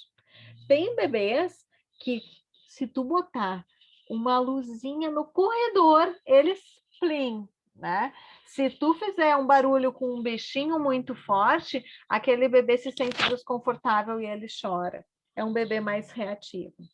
Então, um nível de sensibilidade aos estímulos ambientais, ele nos acompanha desde que a gente nasceu e provavelmente daí sim já intrauterinamente, né? O quanto a gente tem uma tolerância pequena ou grande aos estímulos emocionais que vão ser recebidos em relação a qual é a quantidade necessária de estímulo para nos tirar dessa nossa linha de base. Né? Então, isso a gente sabe que já está presente desde o nosso nascimento. A gente sabe que quando a gente é muito sensível, existe uma tendência muito grande da gente estar sempre numa linha de base mais baixa, porque o ambiente está toda hora nos trazendo coisas que nos provocam desconforto, né? Isso se associa ao desenvolvimento dessa linha de base mais, digamos, um pouco mais negativa, ou com um grau de experiências emocionais negativas mais fortes. No entanto, isso pode sim ser modulado pelo ambiente, também em relação às experiências que a gente traz. Mas existe uma forte base, né, genética, tá? Em relação ao nosso humor basal, a nossa linha de base do nosso humor. Tanto que a gente tem uma palavra que se chama resiliência, né, que é justamente a nossa capacidade de nos mantermos na nossa linha de base e retornarmos para ela após as adversidades, num curto espaço de tempo e com a menor intensidade de emoções negativas, que são aquelas pessoas que a gente diz, meu Deus, como, né? Se eu tivesse passado por tudo isso, eu estaria chorando todos os dias, mas a pessoa não tá, ela tem uma boa capacidade de resiliência. E ao mesmo tempo tem pessoas que a gente, é por isso que é assim, o julgamento que a gente faz sobre a pertinência da emoção do outro, ele é de uma premissa completamente errônea, porque ele parte da premissa que todo mundo tem a mesma linha de base e é capaz de autonomamente definir qualquer que seja a sua linha de base, né, desde um ponto. Então, algumas pessoas, elas têm um grau de sensibilidade maior, que algo que para mim é muito tranquilo, para ela vai realmente ativar uma resposta emocional muito intensa, né? E é o ponto da onde aquela pessoa passa. Isso traz muito sofrimento para ela, daí a gente pode trabalhar, né? Às vezes eu não consigo mudar de uma hora para outra, né? Por exemplo, eu trabalho com criança, eu sempre falo para os pais, pensa numa linha, tá? Fulaninha lá, Joãozinho, tem uma tendência a ter uma linha de base sempre 3. Joãozinho está sempre mal-humorado, Joãozinho, tudo que acontece, Joãozinho fala não primeiro, né? Joãozinho, aconteceu um pingo d'água, Joãozinho chora, chora, chora. Eu consigo trazer Joãozinho para ser 7, que é a minha outra criança lá, que tudo está ótimo, super resiliente, etc. Provavelmente não, cada um tem a sua linha de base, mas dentro da régua eu consigo ajudar o Joãozinho a ser pelo menos 5, né? Para que ele tenha menos sofrimento na experiência de vida dele. Então a gente não muda assim as pessoas de um extremo para o outro, mas a gente consegue ajustar dentro da régua para que aquela linha de base ela seja mais adaptativa, né? A pessoa experiencie mais respostas positivas na vida dela. Então, a gente já traz, sim, Felipe, o nosso humor basal desde que a gente é criança. E eu sou reticente, tá? Mas a fazer isso antes de crianças menores de 4 anos, mas a partir dos 5, 6 anos a gente já tem, né, os quadros de humor bem claramente identificáveis, assim, algumas crianças também já antes, né, mas mais claramente a partir dos 6 anos de idade a gente já identifica quadros, por exemplo, de depressão, né, quadros de bipolaridade, episódios de mania, mesmo em crianças, né? Antes dos 4 anos é mais difícil, eu sou bem reticente, mas depois dos 5, 6 anos com mais facilidade. Certo? Alguma coisa mais, pessoal, que vocês pensaram ou que vocês identificaram a partir desse? Tranquilos? Então, vamos seguir. E aí, a gente falou de vários processos cognitivos, né? Antes, na nossa disciplina, a gente falou de memória, a gente falou de atenção, a gente falou de funções executivas, né? E como que esses processos cognitivos, eles moldam as emoções e ao contrário, né? Como que as emoções, elas também moldam esses processos cognitivos, tá? Porque imagina assim, tá, mas a minha emoção, ela parece ser todo esse conjunto de respostas e avaliações da situação. Mas, bom, como eu avalio uma situação depende de como eu me lembro de outras situações parecidas que aconteceram, de quanto eu presto atenção naquela situação, de eventualmente no meu controle inibitório vai determinar como que a minha emoção é ou não é via lenta ou é via rápida que eu estou utilizando, né? Por outro lado, também a minha emoção, ela pode fazer com que eu não consiga prestar atenção em nada. Se eu estou tomado por uma intensidade emocional muito alta, eu posso completamente comprometer o meu processo atencional, mesmo que eu não tenha nenhum problema de atenção naturalmente, né?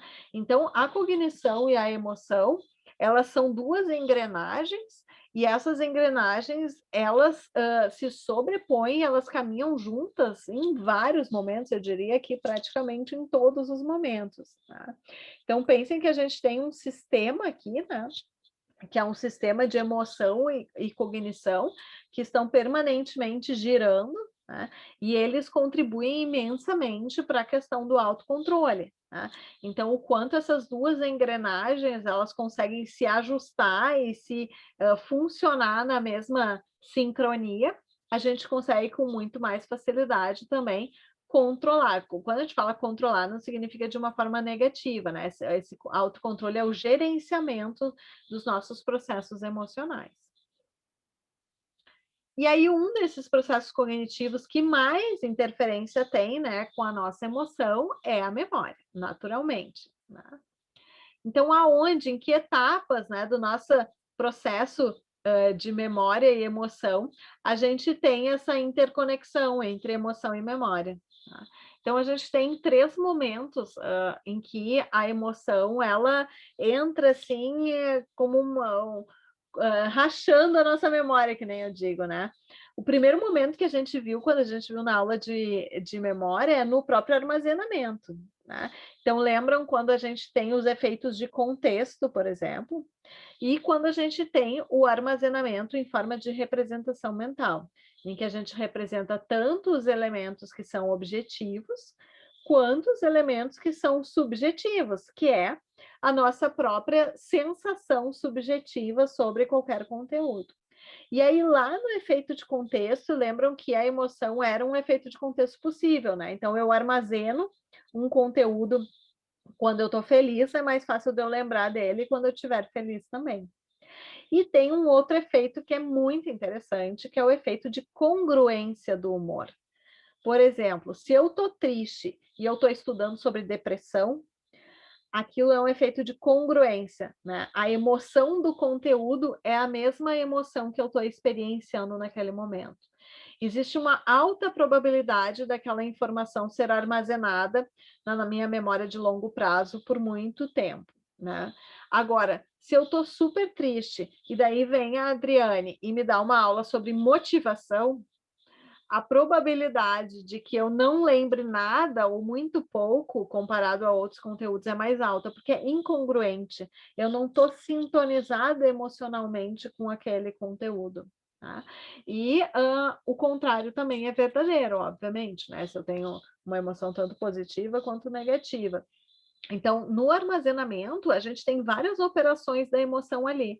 A emoção, ela serve como um facilitador, né? Ela está presente no sistema de codificação de representação mental e ela serve também como um potencial contexto na hora da recuperação, né? E aí a emoção, ela é aquela pista, ela é aquele priming, ela é aquele gatilho que faz com que eu acenda toda aquela rota, tá?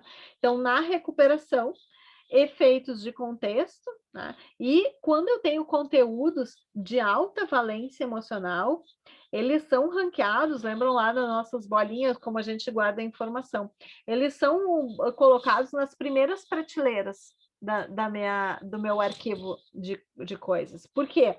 Porque tudo que é de alta intensidade emocional pode estar diretamente relacionado com a minha sobrevivência de alguma forma, né? Tanto positiva quanto negativamente. Então, as prateleiras do nosso arquivo de informações, eles guardam nas primeiras prateleiras para tudo aquilo que tem alta valência emocional. Tanto se é positiva quanto que se é negativa, não importa qual a qualidade da emoção, mas sim a intensidade emocional. E aí, na hora que eu for procurar alguma dessas informações, se ela está na frente das prateleiras, eu vou achar mais rapidamente. Então, coisas que a gente armazenou e que são colados a uma emoção de alta valência, eles têm muito mais chances de serem recuperados com facilidade. Por isso, é muito bom quando a gente traz exemplos que fazem sentido para vocês, porque vocês juntam a emoção que vocês sentiram aquele cenário, aquele exemplo que a gente deu, com o conteúdo teórico. E aí não se trata só de uma coisa neutra, tipo um conteúdo teórico neutro que não tem nenhuma emoção, ele vai ficar muito tempo esquecido lá, né? Enquanto que aquele conteúdo de alta valência, ele vai ficar lá na frente. Então, a emoção maravilhosa nos ajuda muito na memória, né? Maravilhosamente. Mas tem momentos em que ela não nos ajuda nada. Se a gente tiver com a emoção 1 milhão, o que acontece? A gente não vai lembrar de nada, porque toda a nossa emoção está dominando a nossa memória de trabalho. Então, imagina que eu estou dando uma aula aqui para vocês e vocês estão muito felizes com alguma notícia que vocês receberam, ou muito tristes com alguma notícia que vocês receberam. Existe alguma memória de trabalho suficiente para a aula? Não existe nenhuma. Nada mais consegue se passar na cabeça de vocês. Então, a emoção, ela pode ser muito prejudicial também para a aquisição de conteúdos declarativos, se ela estiver muito alta, né? E ela pode ser prejudicial num nível que eu posso ter brancos de situações de alta intensidade emocional, né? Que a gente chama aquele processo de branco, que é quando eu não lembro de nada. Tão alta foi a intensidade da emoção que eu senti, principalmente quando ela é uma emoção de medo, em que eu não consigo ter registro nenhum da situação, né? Porque só de pensar em experienciar aquela intensidade emocional, o meu corpo não dá conta, né? Ele faz um processo que a gente chama dissociativo, em que eu completamente me desligo, me desconecto daquela situação para não entrar em contato com essa intensidade emocional tão alta, né? Então, existem momentos em que a emoção ela pode também ser muito prejudicial. Todo mundo já se sentiu super ansioso a ponto de achar que esqueceu o conteúdo de uma prova, por exemplo, né?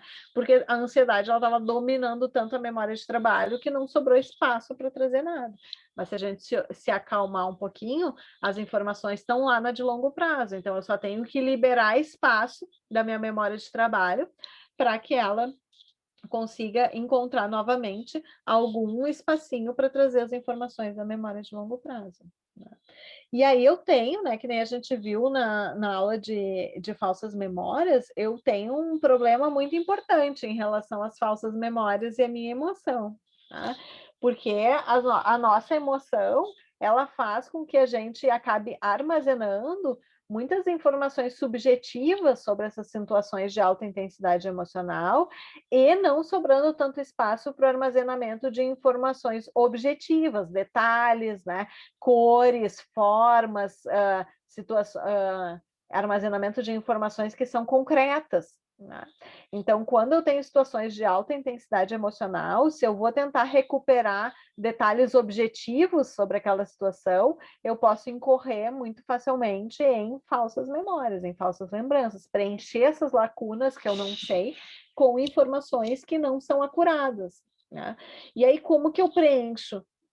Eu preencho com outros protótipos que eu tenha sobre situações da mesma valência e intensidade emocional, né? Então, imagina lá, eu estava, sei lá, eu estava numa situação e teve um acidente. E aí o motorista saiu correndo. E aí alguém me pergunta, como é que era o motorista? Bom, se ele saiu correndo, ele devia ser meio forte, né? Mas eu não sei se ele era meio forte, mas o meu protótipo de pessoas que conseguem sair correndo em uma situação é que elas sejam meio fortes, porque pessoas fracas não sairiam correndo. Mas não tem nada a ver, naquela situação específica poderia ser alguém com um IMC super abaixo da média, né? Mas eu não tenho não era um detalhe que eu estava prestando atenção, eu estava tomada de emoção, e aí na hora de recuperar, se eu me forço ou me obrigo a lembrar de um detalhe objetivo, eu tenho muita tendência de preencher ele com os protótipos. Da onde vêm os protótipos? Dos modelos mentais da nossa formados a partir das nossas representações mentais. Daí vem, né, que vocês já devem ter visto vários os estudos maravilhosos sobre preconceito, em que eles colocam uma cena, por exemplo, de um assalto, em que o assaltante é branco. No entanto, tem vários distratores na cena e a pessoa é chamada a prestar atenção em outras coisas que não são a cor, né? E aí depois eu pergunto para a pessoa qual era a cor do assaltante ou qual era a raça do assaltante. A pessoa não prestou atenção naquilo porque ela estava com a emoção voltada para outros aspectos e ela preenche com um protótipo, né? O assaltante era negro, porque na minha cultura a representação mental de um agente agressor, por exemplo, está associada a determinada raça, né? Tem vários estudos sobre preconceito nessa linha que mostram por que alguns testemunhos são tão enviesados, né? Explicam vários elementos da gente mesmo, né? Dos nossos julgamentos errôneos sobre as situações e de como, eventualmente, esses protótipos formados a partir de modelos mentais aprendidos e compartilhados pela nossa cultura, podem fazer com que a gente faça julgamentos extremamente errôneos, né, em situações de alta intensidade emocional, principalmente. É claro que se tu pensar racionalmente, tu vai perguntar para a pessoa, assaltantes podem ser brancos ou negros? Ela vai dizer, claro que podem. Mas não é isso, não é uma avaliação consciente e racional que eu estou pedindo naquele momento, eu estou induzindo, né, uma formação de uma falsa memória. Então, tem vários estudos sobre isso e é bem interessante, né? Um outro processo em que a minha emoção, ela recorrentemente interfere e cruza, né, a minha cognição é na minha tomada de decisão, né? Então, quando eu tomo decisão, aqui vocês conseguem enxergar, eu tenho processos emocionais somáticos, aí eu tenho uma razão superior e um pensamento racional, e aí no meio eu tenho um processamento emocional. Quando eu tomo uma decisão, eu basicamente posso utilizar duas vias, assim como no meu processamento emocional. Uma tomada de decisão baseada num processo cognitivo e uma tomada de decisão baseada num processo emocional. Mas a gente vai ver que alguns autores disseram que não existe só isso aqui puro, que a gente não consegue fazer isso aqui puramente, né? E aí eles começaram a dizer que toda a tomada de decisão é uma tomada de decisão emocional nos seres humanos, né? E é isso que nos faria muito, muito humanos, assim, nesse sentido, né? Então, existe uma teoria da tomada de decisão que se chama teoria prospectiva, que é do Kahneman, talvez vocês já tenham ouvido falar sobre ele, e que ele vai dizer que as teorias clássicas, que eram as chamadas teorias normativas, elas não são mais aplicáveis na nossa vida. Então, o que eram as teorias normativas? As teorias normativas, elas eram uma primeira vertente do julgamento e tomada de decisão, que dizia que sempre a gente tomava decisões racionais.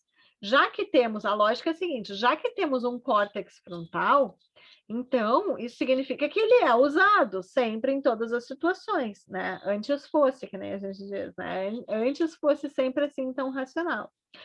Então, essas teorias normativas, elas diziam que a gente, enquanto ser humano, sempre pondera, né, os dois lados, ou todos os lados de uma tomada de decisão, e escolhe aquela que nós achamos que vai ser a mais positiva, a mais benéfica para nós. Mas aí o Kahneman vem e vai dizer que não, né, que a gente é intuitivo por natureza. Intuitivo não no sentido de ser sensitivo ou de sentir uma energia que não é humana, mas intuitivo no sentido de considerar a nossa emoção sentida no momento como algo a ser determinante para a nossa tomada de decisão. Isso explica assim, ó. A Sandra, por exemplo, ouviu todo mundo na casa dela dizer, não sei, tá, Sandra? Estou fazendo um exemplo hipotético, que a Sandra não devia fazer psicologia no curso noturno, porque olha só onde é que a Sandra estava se metendo, ela não ia ter tempo mais para nada, ela ia ter que ficar estudando no final de semana, quando voltar presencial, a Sandra vai ter que ir de ônibus para a faculdade, vai voltar às 11 da noite, etc. E a Sandra, assim, racionalmente, pensou assim, com certeza, né, eu já tenho um trabalho, já tenho uma carreira, não faz sentido nenhum, mas eu vou fazer. Eu vou fazer porque a minha intuição, a minha emoção me diz que eu devo seguir esse caminho, mesmo que racionalmente ele não faça sentido nenhum. Então, o Kahneman, ele começou a fazer uma série de experimentos que mostram que a gente não consegue isolar nossa emoção da nossa tomada de decisão, mesmo quando a gente acha que a gente consegue, né? Por isso é tão difícil ser imparcial, né? Às vezes a gente diz assim, nossa, o juiz tinha que ser imparcial.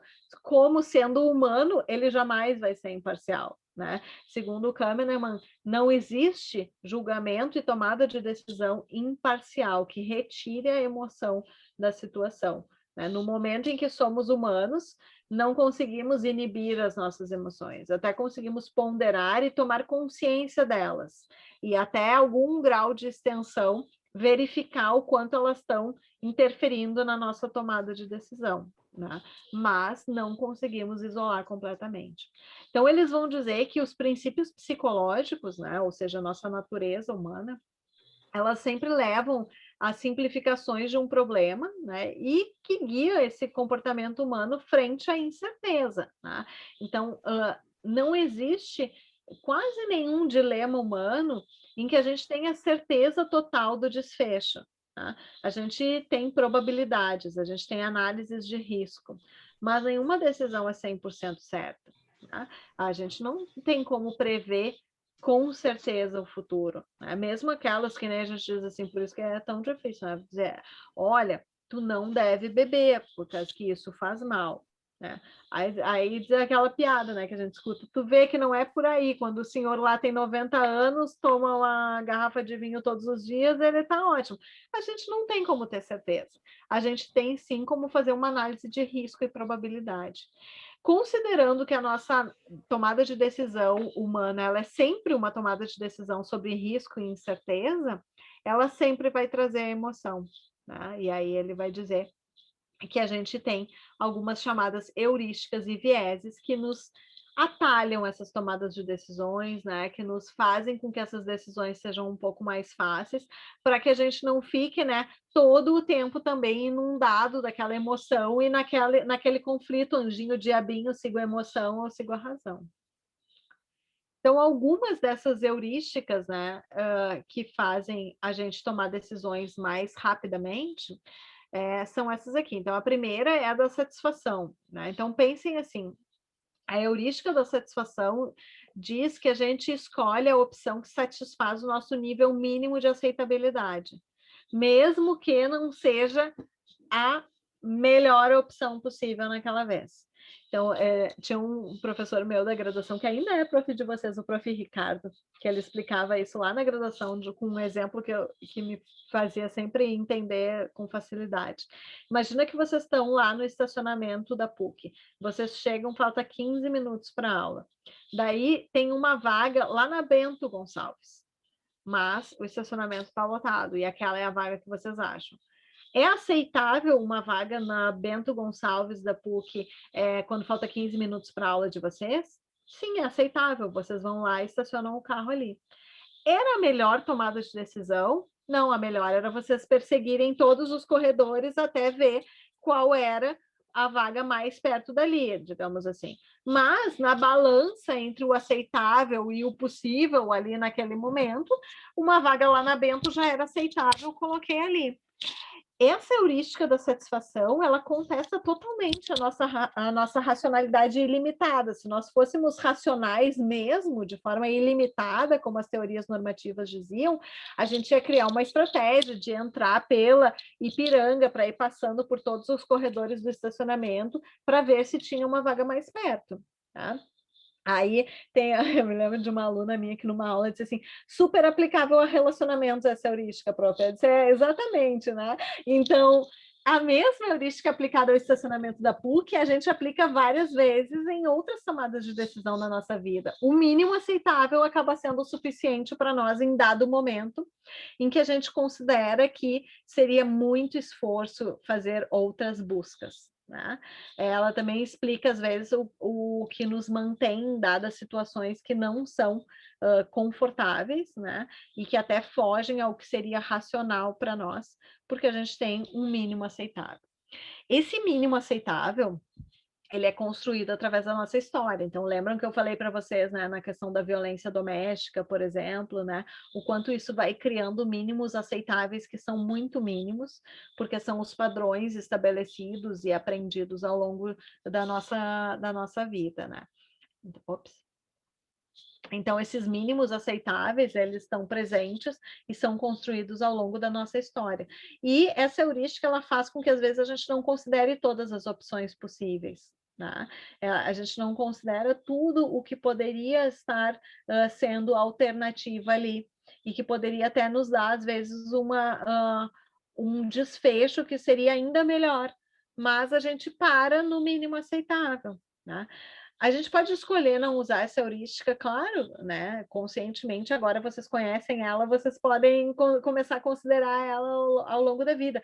A gente pode mudar o nosso nível mínimo de aceitabilidade, com certeza, né? Em vários momentos, tanto para mais quanto para menos, né? Eu lembrei de uma outra menininha na aula online, a mãe dela falando assim, olha, a gente precisa muito de ajuda, porque ela só faz uma atividade da aula online quando ela está com todos os materiais perfeitos, iguaizinhos aos que a professora tem lá na aula online. Então, por exemplo, a prof pegou uma caixa de tintas que tinha 12 cores. Daí, óbvio, na casa dela não tem 12 cores, né? A mãe não teve tempo, tudo, mas tem 6.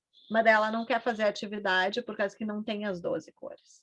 Então, o nível de satisfação, o nível mínimo de aceitabilidade é muito elevado. É tipo, eu prefiro chegar às 7h30 da noite, mas se eu não botar esse carro na porta da entrada da PUC, eu não vou estacionar. Né? Então, esse nosso mínimo de aceitabilidade, ele pode estar exageradamente para um lado ou exageradamente para o outro lado. Certo? Essas heurísticas, então, essa da satisfação é uma delas, e vocês vão ver depois, quando a gente vê julgamento, tomada de decisão e resolução de problemas em mais detalhes, eles são atalhos mentais para facilitar o nosso julgamento e a nossa tomada de decisão. Eles aumentam a nossa economia cognitiva, porque faz com que a gente não precise ficar pensando, né, em todas exaustivas possibilidades. Por outro lado, eles aumentam a nossa probabilidade de erro na nossa tomada de decisão, né? Eles fazem com que, eventualmente, a gente tenha vieses, distorções, né, em função da forma como a gente estabeleceu essa construção dessas heurísticas, certo? A gente vai ver mais um pouquinho disso depois lá mais adiante na nossa disciplina. E aí a gente tem um papel muito importante também no julgamento moral, né? Que é o que a gente falou, a gente nunca é isento de uma situação, né? A gente sempre está aí colocando numa balança e fazendo um julgamento moral. Eu estava pensando um monte disso ontem, né? Olhando no Twitter, as pessoas destruindo o Fiuk porque ele estava na final do Big Brother, né? Daí, se tu pensar racionalmente, assim, pô, faz sentido uma pessoa que tem um monte de dinheiro, que vendeu um carro de 150 mil, chegar numa final de um programa que vai dar como prêmio 1,5 milhão, né? Bom, daí é uma questão do julgamento moral de cada um, de como cada um vê a situação, né? O fato de tu ter antes, ele é uma condição moral para tu não ter ali, ou é o teu desempenho naquele momento, naquela situação que vai... porque não era um critério, né? Você só pode ingressar no Big Brother se você for muito, muito pobre, né? Mas as pessoas fazem um julgamento moral sobre a situação e colocam na balança o que seria certo e o que seria errado. E nesse processo de julgamento moral, a nossa emoção ela está sempre dominando. Então, tem um modelo de julgamento moral que ele se chama modelo intuicionista, e que, assim como na tomada de decisão, o modelo da tomada de decisão, ele, do Kahneman, ele introduz a emoção como parte da tomada de decisão. E no julgamento moral é a mesma coisa. Os modelos mais atuais, que se chamam modelos intuicionistas, eles incorporam a emoção como um elemento fundamental no nosso julgamento moral. E isso contrapõe, né, alguns modelos que são mais tradicionais, chamados mais deontológicos, né, em que a emoção não é levada em consideração. Então, o modelo intuicionista, ele traz uma mudança de perspectiva em relação a esse papel da emoção nos processos de tomada de decisão, e ele vai dizer que a gente decide o que é bom ou mal a partir também de intuições emocionais, que depois são racionalizadas por nós, para justificar e explicar os nossos julgamentos, né? Então, mesmo que, isso é muito legal, assim, vocês vão adorar estudar isso, porque mesmo que a gente considere que racionalmente uma coisa não é apropriada, a gente utiliza da nossa razão para explicar por que a gente abriu uma exceção, né? E isso é super interessante, assim, por que eu abri uma exceção? Vocês ouviram, não sei se alguém ouviu ontem a Gaúcha sobre os deputados e o gasto deles com aluguel de carros, vocês ouviram isso, essa notícia? Ou não? Alguém ouviu? Não? Então, eu vou contar para vocês ativar a emoção moral de nojo de vocês. Os deputados têm 44 mil por mês para gastar em aluguel de carro. Tá? Essa é a informação crua, exatamente essa. Eles têm 44 mil por mês para gastar em aluguel de carro. E aí, um dado deputado lá gastou essa verba. Tipo, usou 44 mil em aluguel de carro. E aí eles foram atrás para ver o que era, acharam que era um. Quando eles foram olhar a lista que está no portal da transparência, eles viram que tinham vários deputados que estavam gastando valores muito próximos desse teto. E daí era tipo assim, aluguel de Mercedes, aluguel de BMW, né? Assim, gastos estratosféricos em aluguéis de carro de luxo para andar fazendo seu trabalho, né? E aí eles foram questionar esses deputados. E aí um deles descascou os jornalistas, xingou, agrediu, dizendo que ele não estava fora da lei. O teto era 44 mil, se ele quisesse gastar, ele gastava 44 mil, porque estava dentro da lei. E aí a gente vem para um julgamento muito tomado de emoção, porque se nós fôssemos bem racionais e deixássemos a nossa emoção de lado, a gente faria exatamente isso. A lei diz que ele pode gastar 44 mil, não está escrito na lei que ele não pode gastar em BMW nem Mercedes, ele pode gastar 44 mil em aluguel de carro. Ele gastou, ele está dentro da lei. Por que estamos questionando? Estamos questionando porque trazemos a nossa emoção para a situação. Porque trazemos uma emoção moral, né? Que nem diria a Keila lá, né? Da Ilana Kaplan, a personagem dela, né? Quer gastar, gasta, mas é de bom tom? Não é de bom tom. Por que não é? Porque a gente tem, olha a quantidade de pessoas que a gente tem passando fome, né? Passando necessidade, precisa mesmo andar de BMW. E aí eles fizeram a lista dos que gastaram menos, né? E daí acho que vale, posso falar, depois vocês podem olhar nas reportagens. A Fernanda Melchiona é a que gastou menos, ela gastou R$62 do mês dela. E ela não alugou nenhum carro, ela usou um Uber para fazer um translado lá. E aí foram perguntar para ela, e ela disse, olha, eu pego carona, eu uso o meu próprio dinheiro quando eu preciso fazer alguma corrida, e quando realmente não é possível, aí eu uso um Uber ou eu pago a gasolina.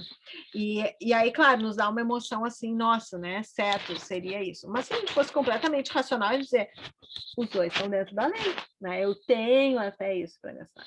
Então, esse modelo intuicionista, o que ele vai dizer é impossível para nós, enquanto ser humano, tirarmos essa nossa emoção quando a gente está fazendo avaliações assim, embora o judiciário seja chamado a fazer isso, tipo, esse deputado, não adianta tu indiciar ele, por que tu vai indiciar pelo quê? Né? Se ele está completamente dentro da lei.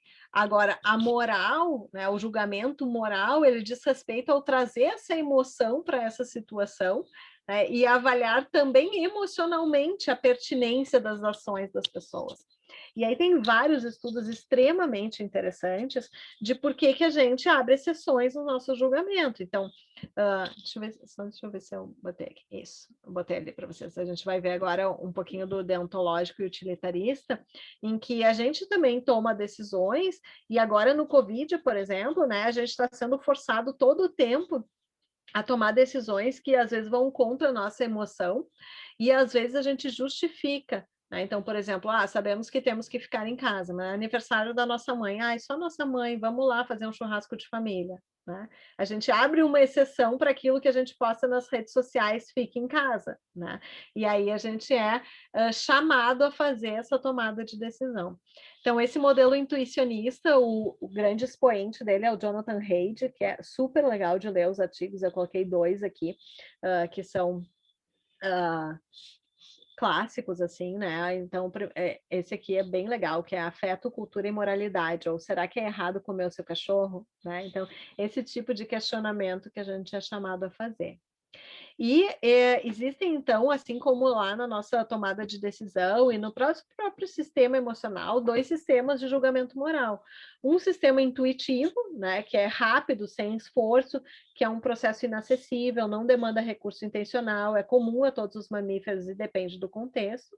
E um sistema que é mais racional, que é lento e requer esforço, que é um processo intencional, demanda recurso atencional, é a nossa via lenta e a nossa via rápida, atuando no nosso julgamento moral, assim como atua na nossa tomada de decisão.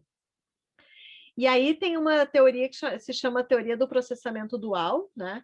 Que traz 2 modelos, um modelo deontológico e um modelo utilitarista de julgamento moral, que apresenta, deixa eu só explicar aqui, que apresenta essas 2 propostas. Então, o utilitarista é aquele cara racional, aquele que consegue pensar sem a sua emoção para tomar uma decisão.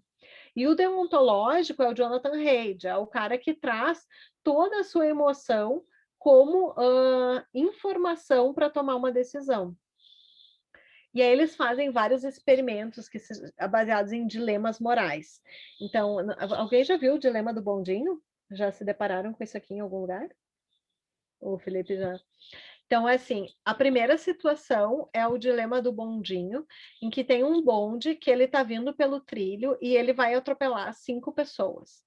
Vocês têm a chance de puxar uma alavanca e mudar a trajetória desse bonde e ele vai matar só uma pessoa. Vocês puxam a alavanca? Botem aí um sinalzinho de legal, quem é que puxa a alavanca. 1, 2, 3, botou.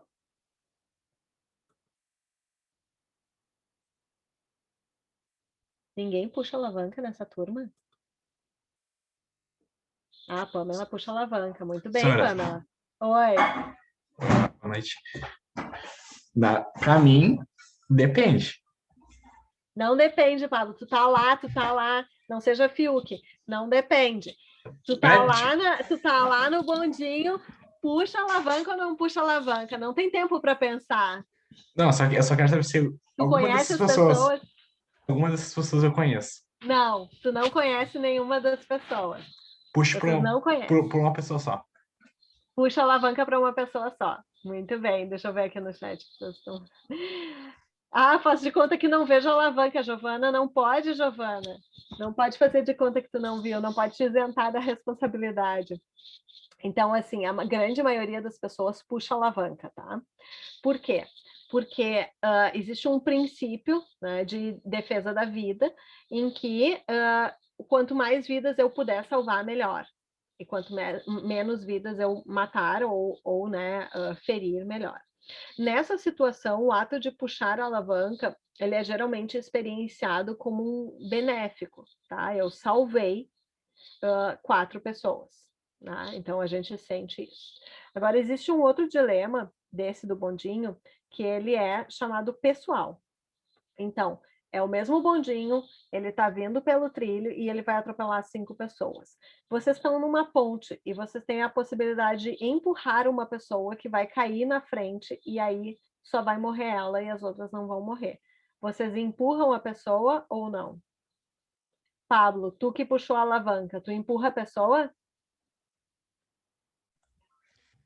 Essa me pegou.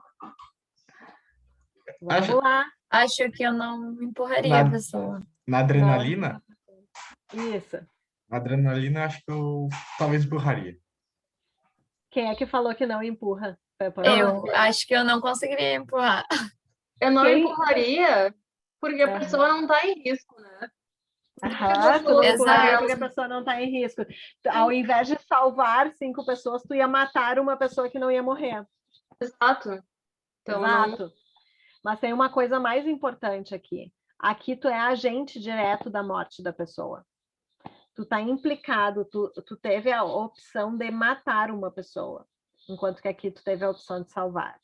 Então, geralmente, essa é a tendência natural, né? Nos dilemas impessoais, naqueles em que a gente não é agente, a gente toma uma decisão que seria teoricamente racional, salvar o maior número de pessoas. Nos dilemas em que a gente está diretamente implicado, a nossa decisão, ela não é tão racional.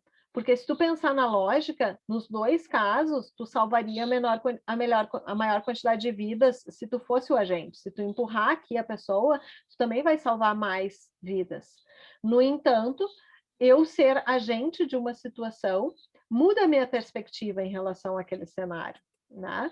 E aí a gente tem uma emoção muito subjetiva implicada. Então a pergunta do Pablo ali, eu conheço as pessoas, pensem ainda se eu disser para vocês que vocês conhecem.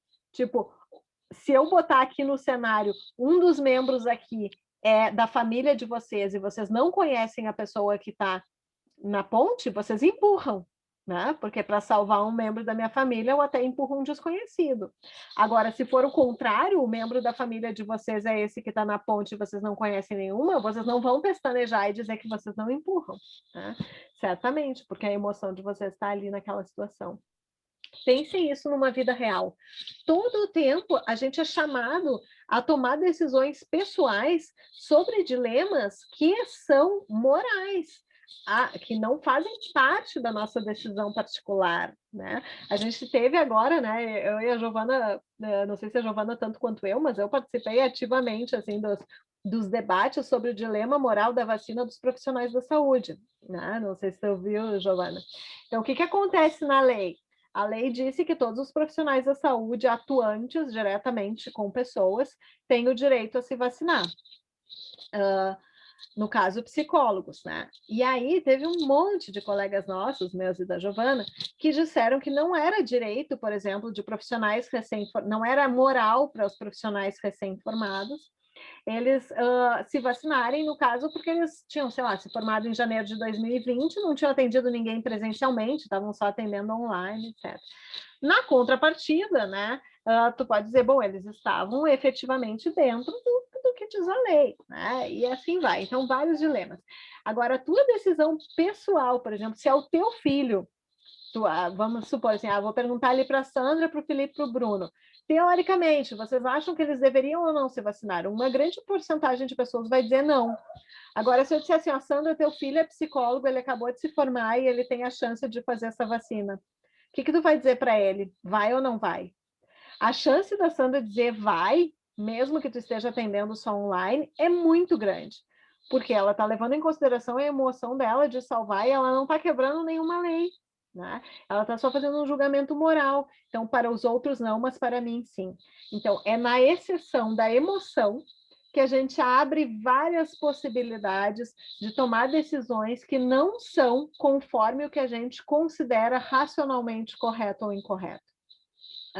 Então, é sim parte da natureza humana abrir exceções para si mesmo em termos de julgamento moral. Né?